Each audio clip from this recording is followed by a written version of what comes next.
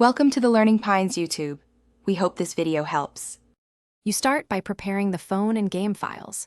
Enable installation from unknown sources only if you need an APK installer. Otherwise, use the Play-provided app.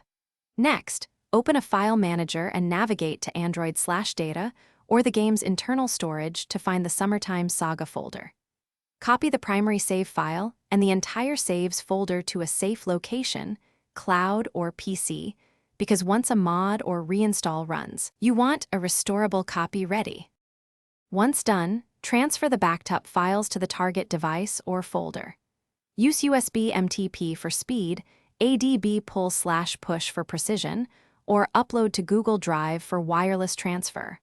If the game save naming scheme differs, rename the file exactly to the expected file name so the game recognizes it. Make sure file sizes and timestamps look reasonable.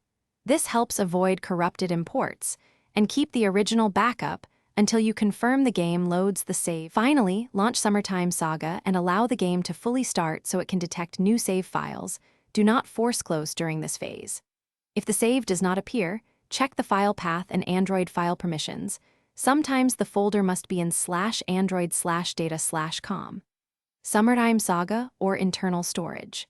If the file is corrupted or the game crashes, restore your original backup and repeat the transfer using a different method. One key tip: always keep a copy off device to recover from failures.